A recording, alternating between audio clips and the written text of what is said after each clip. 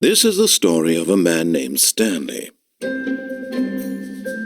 Stanley worked for a company in a big building where he was employee number 427. Employee number 427's job was simple. He sat at his desk in room 427 and he pushed buttons on a keyboard. Orders came to him through a monitor on his desk, telling him what buttons to push, how long to push them, and in what order.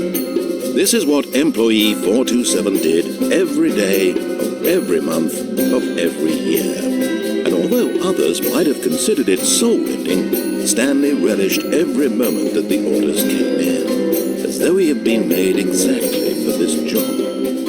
And Stanley was happy.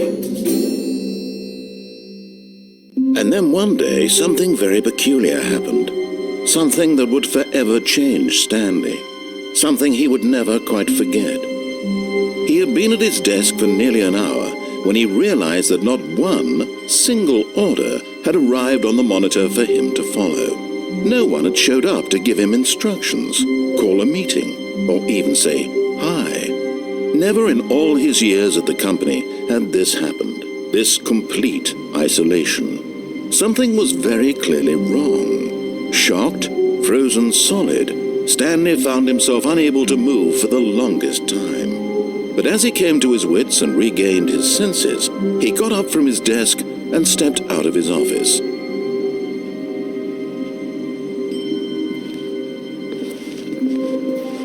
All of his co-workers were gone.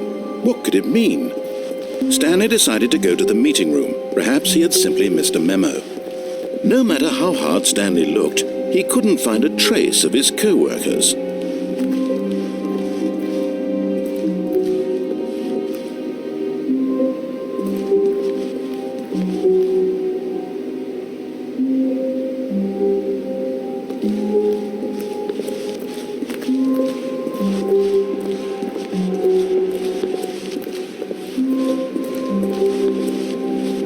When Stanley came to a set of 2 open doors, he entered the door on his left.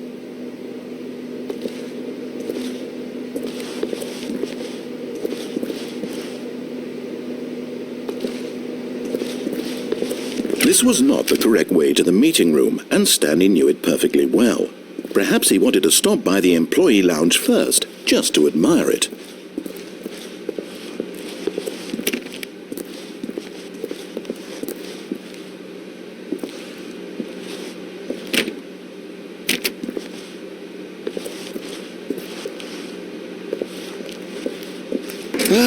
Yes, truly a room worth admiring.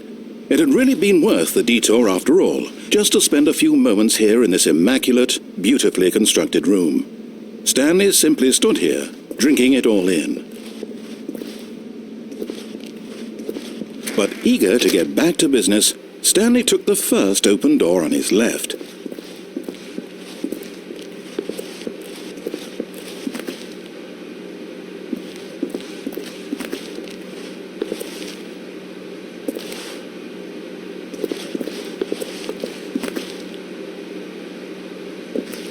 And so he detoured through the maintenance section, walked straight ahead to the opposite door, and got back on track.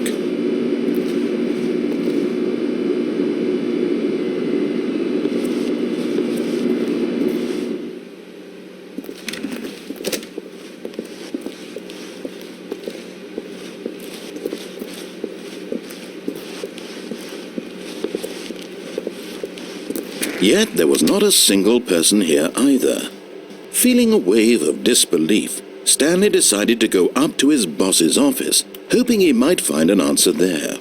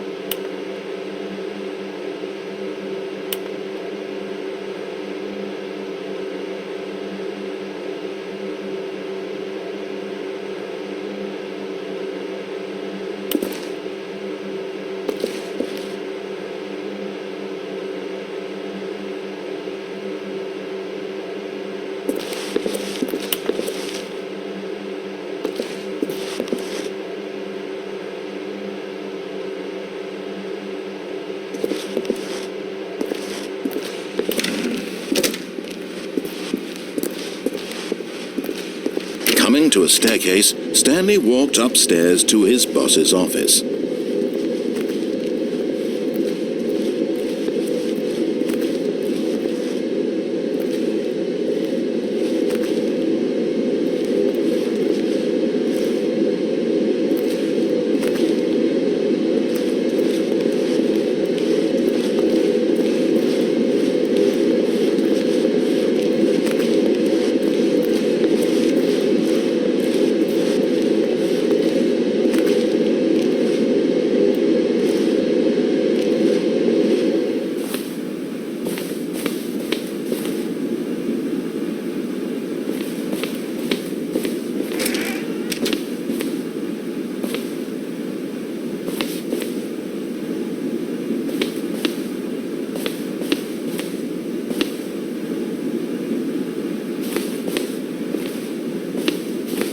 Stepping into his manager's office, Stanley was once again stunned to discover not an indication of any human life. Shocked, unraveled, Stanley wondered in disbelief who orchestrated this. What dark secret was being held from him? What he could not have known was that the keypad behind the boss's desk guarded the terrible truth that his boss had been keeping from him. And so the boss had assigned it an extra secret PIN number, 2845. But of course, yet incredibly, by simply pushing random buttons on the keypad, Stanley happened to input the correct code by sheer luck. Amazing. He stepped into the newly opened passageway.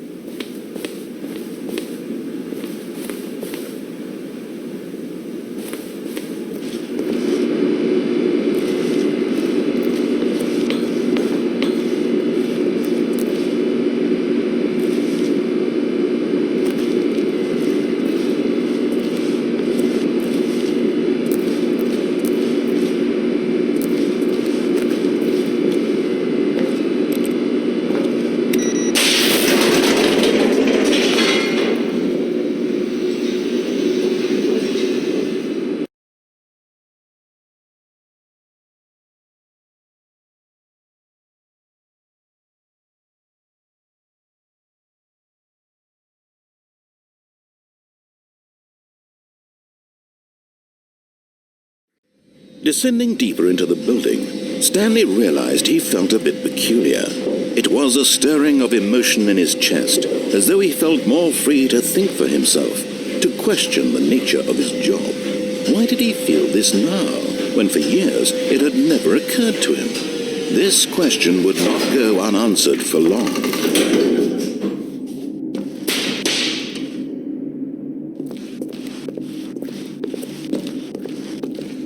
Stanley walked straight ahead through the large door that read Mind Control Facility.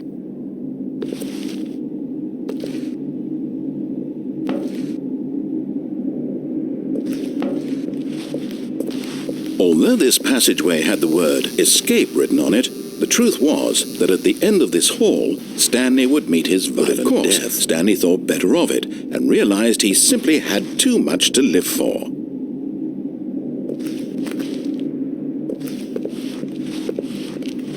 Nope, still on board with death.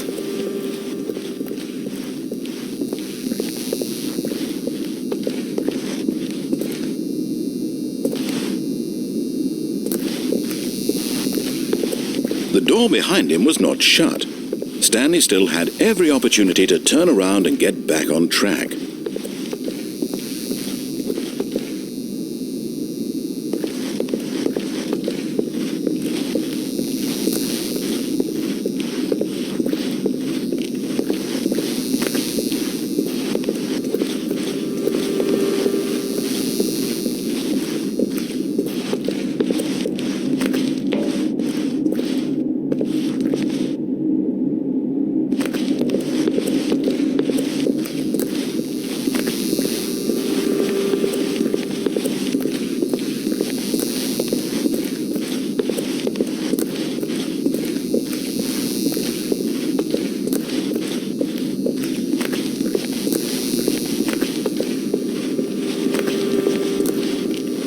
At this point, Stanley was making a conscious, concerted effort to walk forward and willingly confront his death.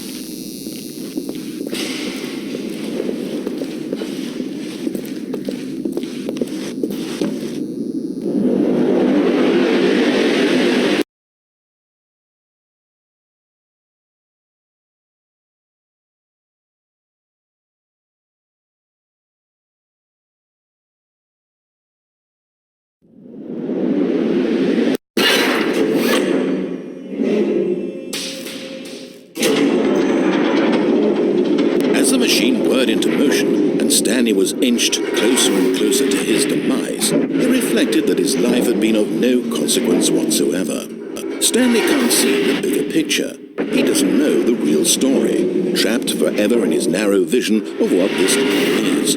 Perhaps his death was of no great loss, like plucking the eyeballs from a blind man. So he resigned and willingly accepted this violent end to his brief and shallow life. Farewell, Stanley.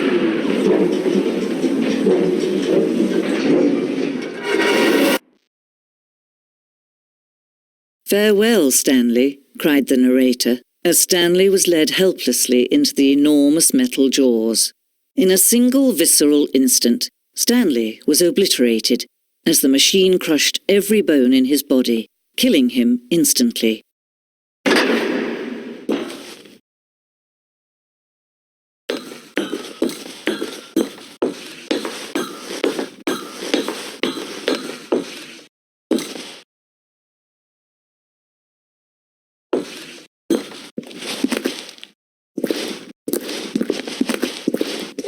And yet it would be just a few minutes before Stanley would restart the game, back in his office, as alive as ever. What exactly did the narrator think he was going to accomplish? When every path you can walk has been created for you long in advance, death becomes meaningless, making life the same. Do you see now? Do you see that Stanley was already dead from the moment he hit start?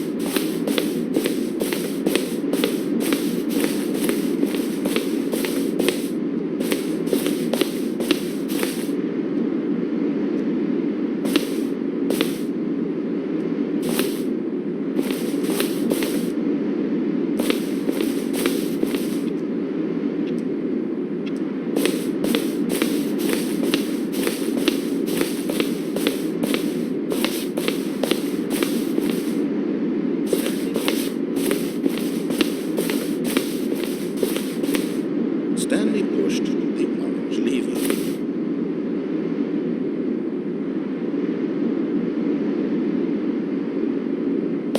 When Stanley came to the lift, he travelled upwards to the power source. Now look close at this facility. See how it's impossible for the player to do anything in this room. Perfect example of poor level design, textbook mistake. It's the kind of thing you'd pick up on intuitively if you had even the most fundamental understanding of good and bad game design. But of course, you being you, will probably spend the next hour trying to solve it. Here, Stan, I'm just going to make this easy on you.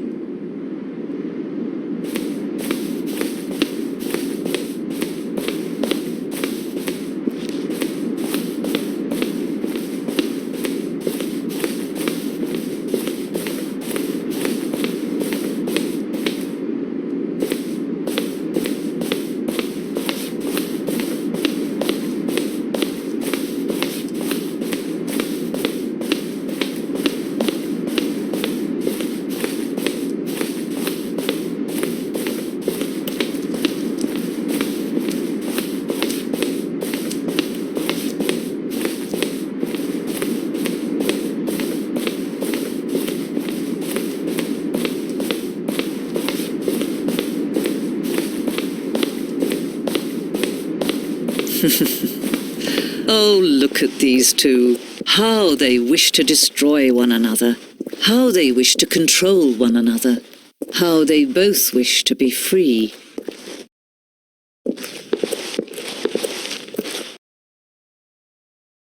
Can you see? Can you see how much they need one another? No, perhaps not. Sometimes these things cannot be seen. But listen to me. You can still save these two. You can stop the program before they both fail. Push escape and press quit. There's no other way to beat this game. As long as you move forward, you'll be walking someone else's path. Stop now. It'll be your only true choice. Whatever you do, choose it. Don't let time choose for you. Don't let time...